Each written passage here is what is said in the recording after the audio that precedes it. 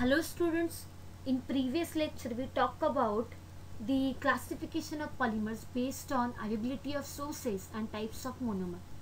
So in this lecture we are going to see classification of polymers based on structure. Third way to classify these polymers will be depending upon how monomers are linked together, or also we can say on based of look. They are classified in three general types. One is linear or straight chain polymer, second is branch chain polymer, and third is cross-linked polymer. First we will talk about linear or straight chain polymer. These are the polymers in which monomers are linked together to form long and linear chain, or we can say these polymers are made up of continuous chain without any branches or without any side chain.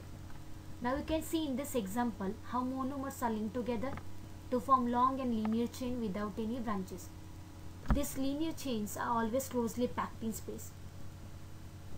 It means these linear chains are always close to each other because of absence of side chain, and this close packing will result in high density, high strength, high melting and boiling point.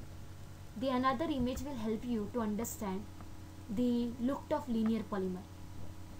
Here the polyethylene polyvinyl chlorides, nylons and the polyesters are the examples of this linear polymer. I provide one example that ethene on polymerization it gives repeating units, and this repeating units and further polymerization gives polyethylene. Now you can see in this polyethylene also it gives long and linear chain without any branches, and this polyethylene will also closely packed in space, and this close packing will result in high density and high strength. Now you can explain this linear polymers when the monomer molecules are joined together to form long and linear chain. Next is branch chain polymers. These are the polymers in which monomers are linked together to form a long chain along with branches of different length. Now you can see in this example how monomers are linked together to form a long chain along with branches of different length. Because of branching, these polymers are not closely packed in space. It means the chains of these polymers are not close to each other. The repulsion will take place between the chains of these polymers. Thus, they will have low density, low strength, as well as they will have low melting and low boiling point. The another example of this branch chain polymer is propylene on polymerization. It gives polypropylene. CH3 will behave as a branch in this polypropylene. Because of this branching, polypropylene will also not closely packed in space, and thus it will also have low density and low strength. Just to understand the branch chain polymers, these polymers are made up of continuous long chain along with excess of branches.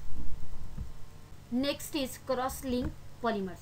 These are the polymers in which cross-linking of chain polymers takes place by a strong covalent bonds, which lead to a network-like structure.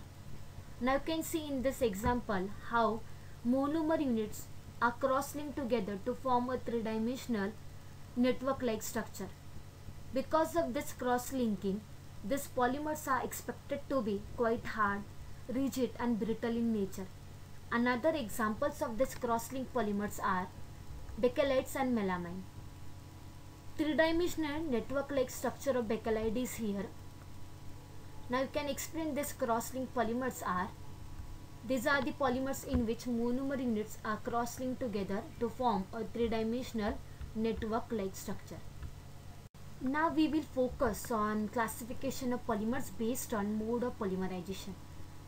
So in previous lecture we talked about polymerization process. It is a fundamental process in which low molecular mass compounds are converted into high molecular mass compounds.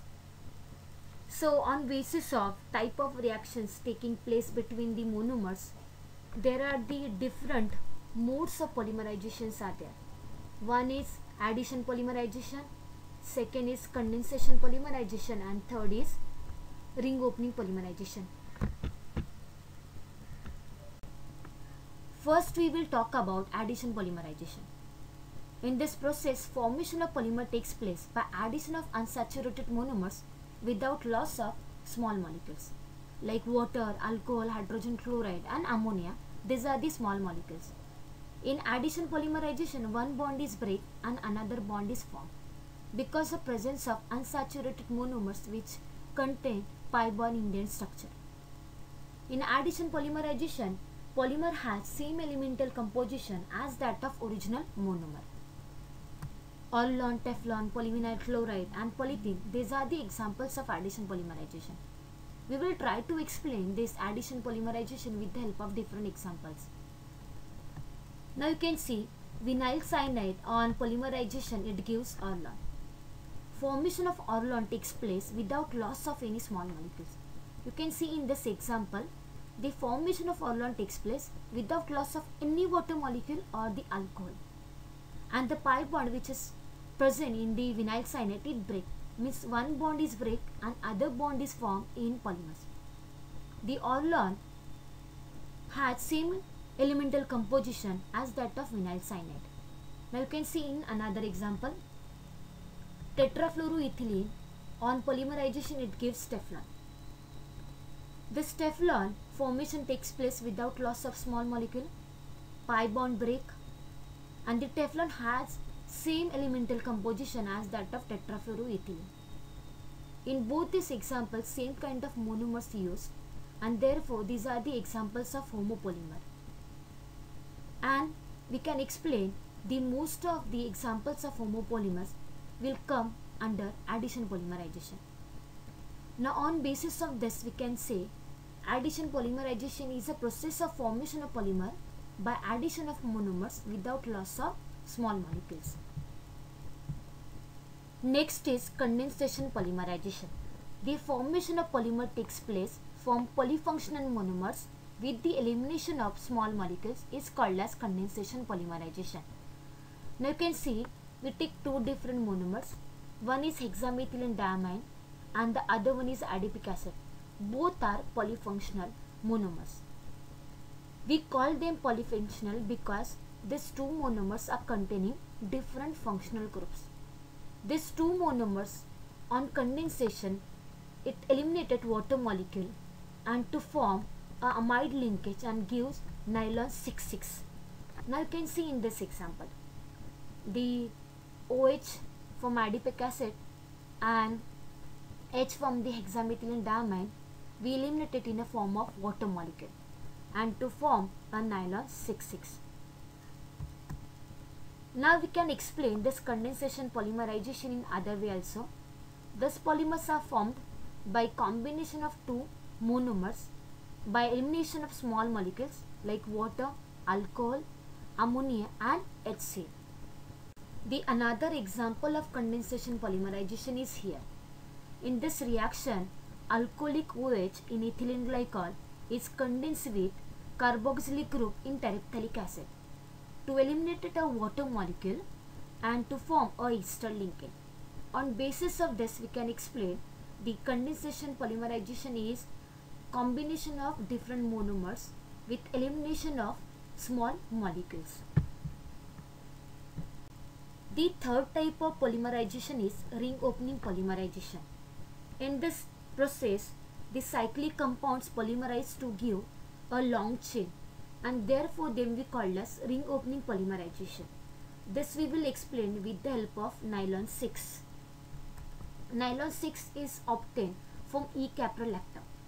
N number of monomers of E-caprolactam is heated at 533 Kelvin in an inert atmosphere. It gives repeating units, and this repeating units on polymerized gives nylon 6.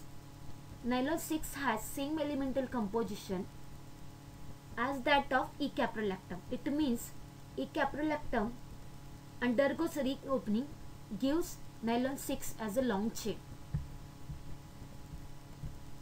For the more understanding, we will see difference between addition polymers and condensation polymers.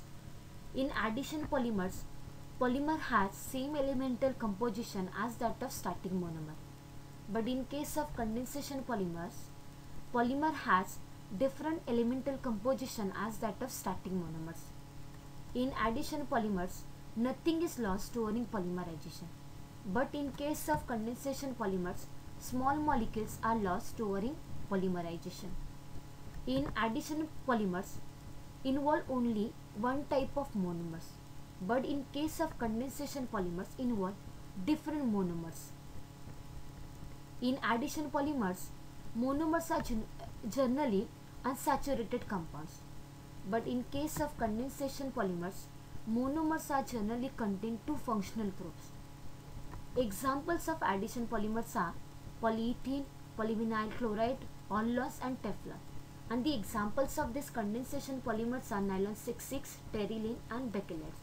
It will definitely help you to understand exactly the differences between addition polymers and the condensation polymers. Free radical mechanism is most common in addition polymerization, and also it is called as chain reaction. In this mechanism, different initiators we used, like benzoyl peroxide, tertiary butyl peroxide or acetyl peroxide, which generated free radicals. The first step involved is formation of free radical, and also it is called as chain initiation. In this step, cleavage of acetyl peroxide takes place and it gives two carboxylic radicals. This carboxylic radicals on decarboxylation, it gives methyl free radical. This methyl free radical attach itself to ethene molecule and give another new free radical. Step number 2 is chain propagation. In this step, new radical which is formed in step number 1 is react with another molecule of ethene and gives another bigger size new free radical. This step is very rapid and lead to high molecular mass radicals. Step number 3 is chain termination. Ultimately, at some stages, termination of growing chain is required. One mode of termination is combination of two growing chain radicals. Now you can see in this case, growing chain radicals are terminated by combining with itself and it gives polymers.